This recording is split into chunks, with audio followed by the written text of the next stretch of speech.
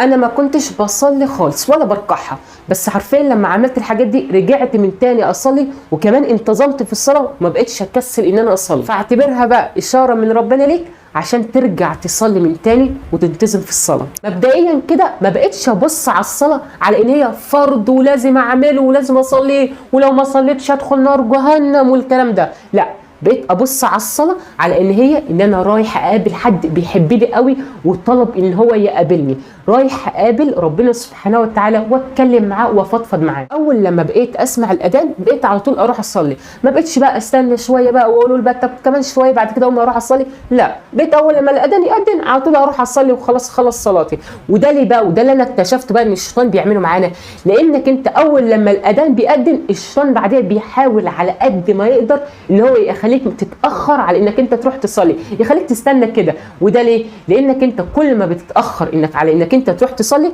كل ما ده بيكسلك بعد كده على انك انت تقوم تروح تصلي، وده كمان ممكن تنسى اصلا انك انت ما صليتش. فانت عود نفسك اول لما الاذان يأذن على طول روح قوم صلي، ما تقعدش بقى تستنى ولا تاخر نفسك، لان ده هيكسلك على انك انت تصلي بعد كده. تاني حاجه ان انا خليت نفسي اكتريه الوقت اكون دايما على وضوء، اكون متوضي، والحوار ده ساعدني جامد قوي ان انا بعد كده ما كسلش ان انا اصلي، لان خلاص بقى بقيت اي صلاه لاي اذان تاذن فبقيت على طول اول ما اروح على طول اصلي، عشان ما اكسلش بقى وافضل اقول لنفسي هو انا لسه هقوم من مكاني ولسه هقوم هروح اتوضى، ده حوار كبير قوي. فبقيت دايما ان انا اكون على وضوء. والحوار ده عملته ازاي؟ ان انا بقيت مثلا ان انا ما اجي مثلا ادخل الحمام اعزكم الله فلما ما بقيتش اخرج الا لما اتوضى. فانت بجد والله جرب الحوار الجامد ده، انك انت لما تيجي تدخل الحمام ما تخرجش الا لما اتوضى، لان ده هيخليك انك انت دايما تكون كده على وضوء. فخلاص بقى اول لما الاذان يأذن على طول هتروح تصلي بقى، مش هتكسل بقى انك انت تروح تصلي، ومش هتحس ان الحوار كبير.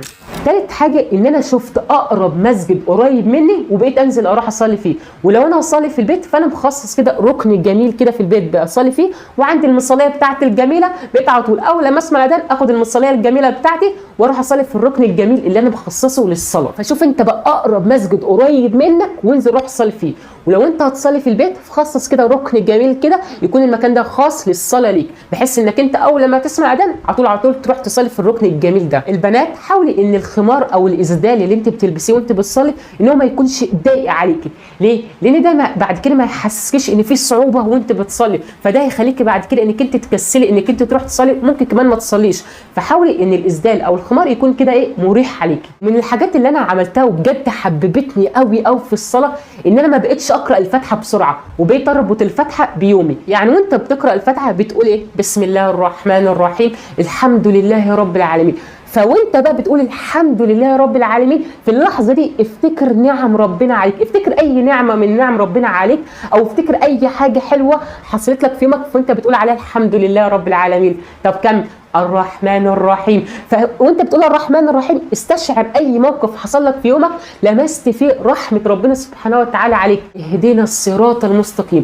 وانت بتقول اهدنا الصراط المستقيم خليه اكنك بتقولها كده من قلبك ان ربنا سبحانه وتعالى يهديك ليه، وان ربنا سبحانه وتعالى يهديك ويتوب عليك ويهديك دايما للصح. اتمنى بجد من كل قلبي ان السبب ده لو كان 1% بس، ان لو خلى اي حد بس ما كانش بيصلي يرجع يصلي من تاني. وانت بجد حاول انك انت تكون سبب ان حد تاني يشوف الفيديو ده، لعل عسى انك انت تكون سبب ان حد تاني يصلي. واخر حاجه زي ما انت عارف طبعا انا عموره اللايف كوتش بتاعك.